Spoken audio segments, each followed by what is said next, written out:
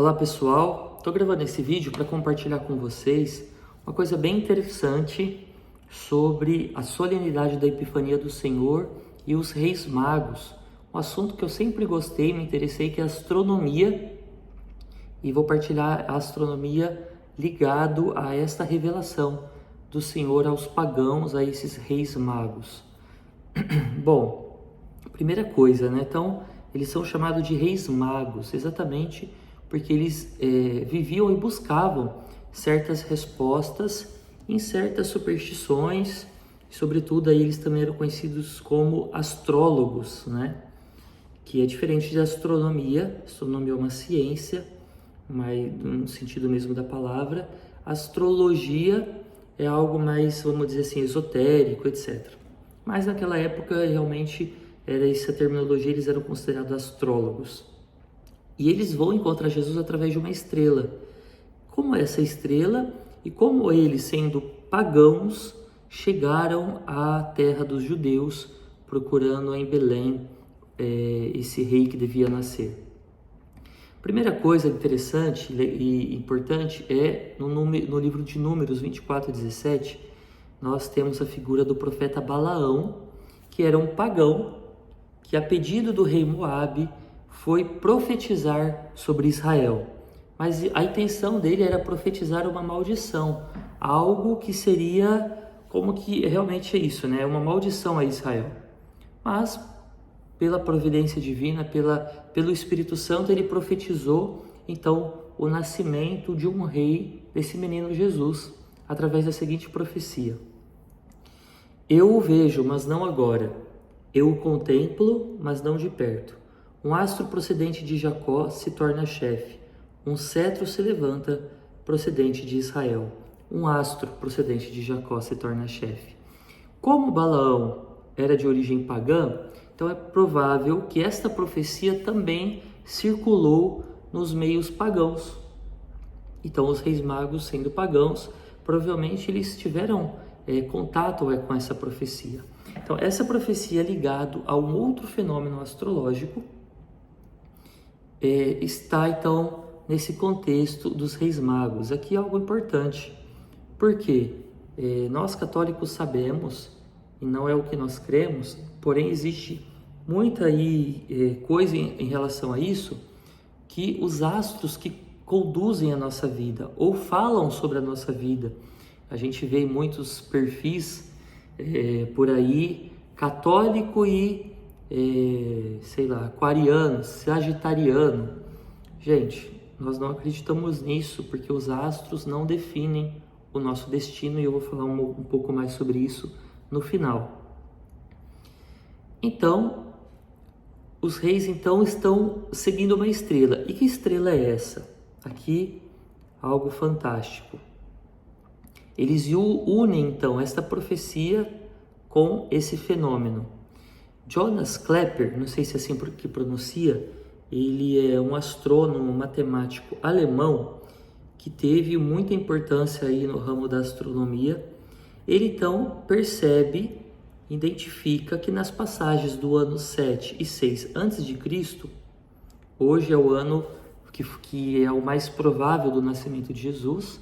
Então abre uma aspas, Jesus nasceu antes de Cristo, provavelmente. Por quê? É estranho dizer isso, mas o nascimento de Cristo, que ali no ano 0 do nosso calendário, anos depois, então, com um novo cálculo, se constatou que provavelmente esse primeiro cálculo teve ali falhas. E claro, falhas, né? Nós estamos numa distância aí de 2.000 anos. Um cálculo de alguns anos, uma diferença de poucos anos, realmente não é um erro tão grande assim. Mas ali provavelmente então Jesus nasceu no ano entre 4 e 6 antes de Cristo. Ali 4, 5, 6, é difícil definir. Então, provavelmente isso. E Kepler então identificou que no ano 7 e 6 antes de Cristo houve um fenômeno, uma conjunção entre planetas de Júpiter, Saturno e Marte, o que de fato provocaria um grande brilho no céu. E também uma conjunção semelhante que aconteceu em 1600, uma supernova. O que é uma supernova? É a morte de uma estrela. Então, uma estrela, quando morre, ela provoca como que uma grande explosão e um grande brilho. Então, houve esses fenômenos astronômicos, mais ou menos, de fato, ali no nascimento de Jesus, no ano 6, 5, 7, 4, nessa região, esse escopo, antes do ano 0, antes de Cristo, que provavelmente foi a estrela, o brilho que os reis magos viram. Outra coisa importante que convém aqui dizer, que houve outras pesquisas de tábuas cronológicas chinesas, cálculos, né? Que no ano 4 a.C. apareceu e foi vista durante um bom tempo uma grande estrela e muito brilhante no céu. Ou seja, há fatos mesmos históricos de que houve essa estrela. Porém, há uma outra simbologia aqui interessantíssima, de que Júpiter, ele era o planeta, a estrela da mais alta divindade babilônica. E Saturno era o representante cósmico do povo dos judeus. Quando, então, foi constatado por Kepler essa conjunção entre Júpiter e Saturno, então é uma simbologia aqui interessante, porque se Júpiter é o planeta Cosmo, a estrela que simboliza os pagãos, Saturno representa os judeus. Então, os reis magos pagãos estão indo ao encontro do povo judeu para reconhecer Jesus, a união entre judeus e pagãos, simbolizado por aquela estrela que apontam para Cristo. Algo impressionante. Esses reis magos, então, unem a profecia de Balaão, um pagão, com, de fato, fenômenos astronômicos para encontrar Jesus. E aqui algo bem interessante sobre os horóscopos, né? Porque se então acredita aí o pessoal dos horóscopos que são as estrelas, os astros, os planetas e a sua posição que vai guiar ou determinar a nossa vida, o nosso destino, e aí a gente pode prever o futuro, faz tal escolha, ou tal roupa, ou tal cor, porque os astros dizem aquilo, eu não sei como funciona direito isso, mas em suma é isso, né? A posição dos astros vão guiar a tua vida.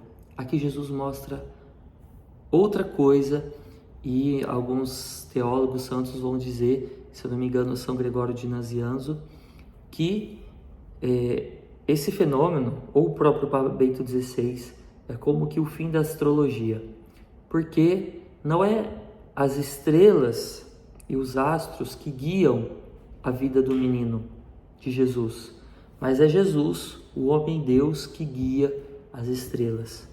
Então, é Deus que controla, que tem o poder sobre o cosmo.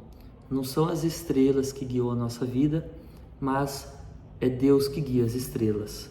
É Ele que dá sentido a todas as coisas, é Ele que dá sentido aos povos pagãos que procuram respostas, e Cristo é a resposta de todos, sejam dos judeus, seja dos pagãos, e é Cristo o sentido até mesmo do universo.